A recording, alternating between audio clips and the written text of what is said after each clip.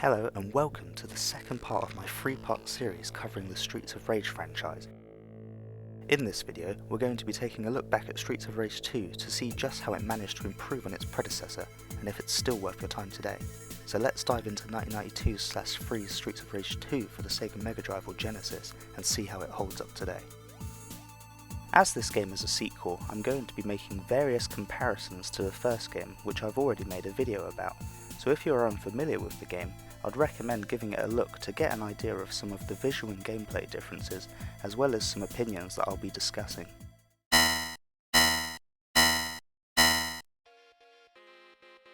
So as mentioned in my previous video, Streets of Rage 2 is my favourite game in the series so far based on nostalgic bias, and the fact that it's just such fun to play as a fan of beat-em-ups. It will be interesting to see what the upcoming Streets of Rage 4 brings to the table, and if it will be able to take this game's place. However, this will be quite the demanding feat to pull off, due to just how many improvements this iteration brings to the series. The story in this game is a direct continuation from the first game. 1 year after the events of the original Streets of Rage, Mr. X, who was believed to have been vanquished, has come back stronger than ever and kidnaps Adam Hunter, a playable character in the first game, to lure Axel Stone and Blaze Fielding into a devious trap to get revenge on them. While Axel and Blaze remain playable, Streets of Rage 2 introduces us to two new playable characters, Max Thunder, Axel's friend who has a wrestling-based fighting style, and Adam's younger brother Skate, a nimble rollerblader. The four of them take to the streets determined to rescue their friend and take down Mr. X once and for all. Where do I even begin with all the changes and upgrades from the first game? There are just so many great improvements. Straight away, one look at the game in action, you will notice the larger drawn sprite showing off more detail and expression in both character and enemies, giving them more personality than previously seen in the original Streets of Rage. This carries through to idle animations and in the way attacks are animated as well.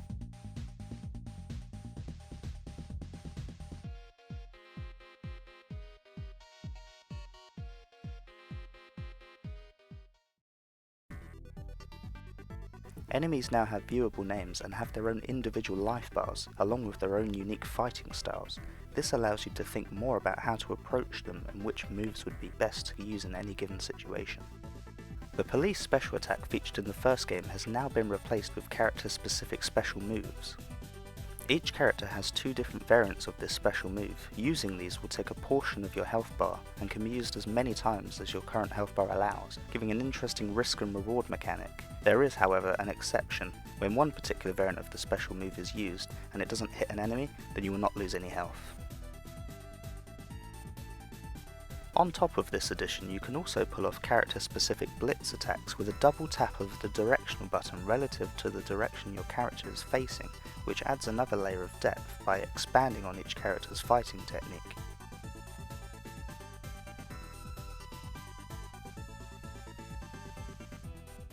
Once again, you have the option to play both single player and in co-op, which in turn affects the overall enemy count and difficulty.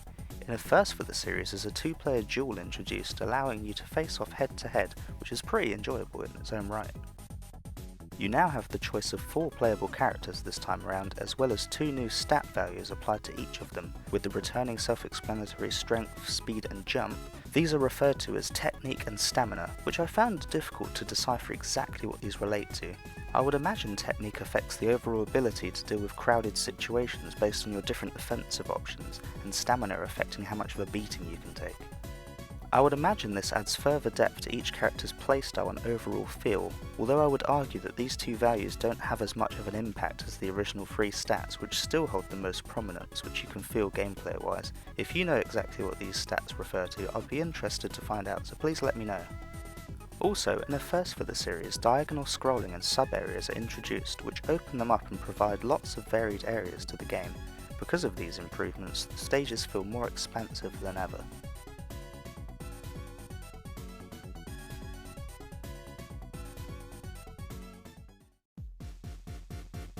Weapons also make a comeback in Streets of Rage 2, although baseball bats, glass bottles and my personal favourite, the pepper shaker, have been traded out for new ones, such as the kunai and katana. The knife and pipe remain, and you are able to throw any weapon on demand, which is a great improvement in my opinion. During my playthrough of the original Streets of Rage, I would find myself picking up a weapon by accident at times and being unable to get rid of it unless I took a hit, so being able to essentially get rid of a weapon whenever I want makes things a whole lot easier. Bosses also make their return at the end of each stage, with some stages even featuring sub-bosses.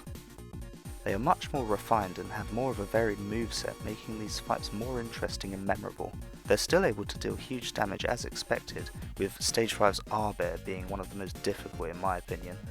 Most bosses can counter many of your attacks and break through your super moves, so you have to think about how to approach each one carefully.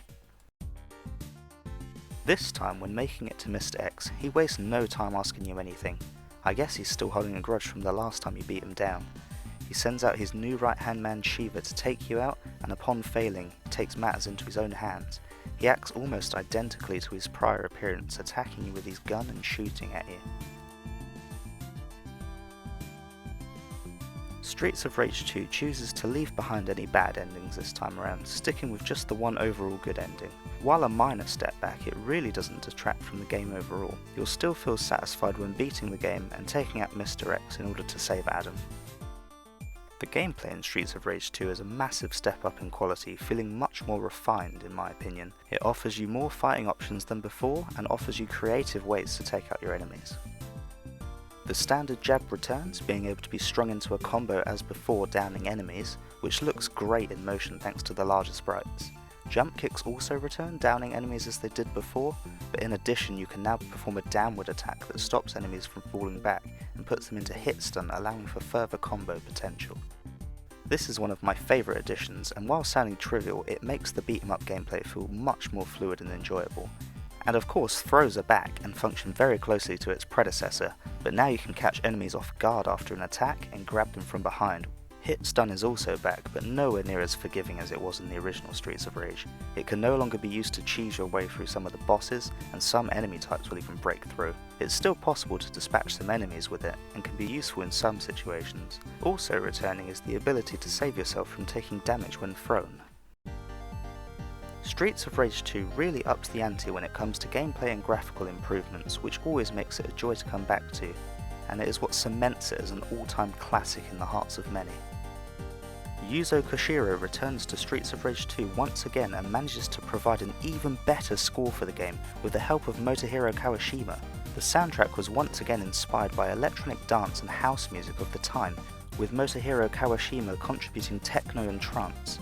It really is such a revolutionary soundtrack which holds its place as one of video game history's all-time greatest. Like with the first game, the music is just so good that I find myself always coming back to listen to it even outside of the game, and I probably always will, as it's one of my favourite soundtracks to date. Graphically, as mentioned earlier, the overall presentation is beautiful.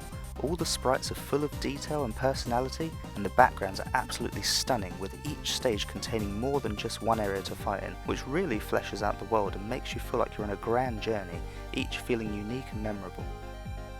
The first stage alone sees you fighting back in the neon-lit streets, then you were brawling in a bar, only to end up in the car park taking on the owner, which transitions so well. He's casually cleaning his beer glasses, and then all of a sudden he rushes out back waiting to ambush you.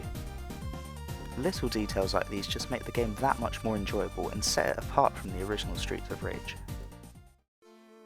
So how do I think it holds up? Streets of Rage 2 as a whole package is so worth your time if you haven't given it a try already, and especially for fans of the genre.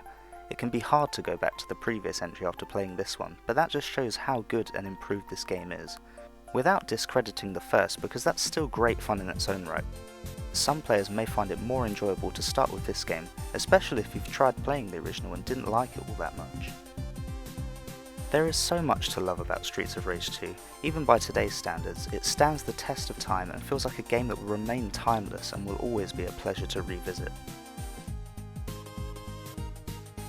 Thank you so much for watching, and I hope to be back soon as we reach the conclusion of how does it hold up for this series of games with Streets of Rage 3.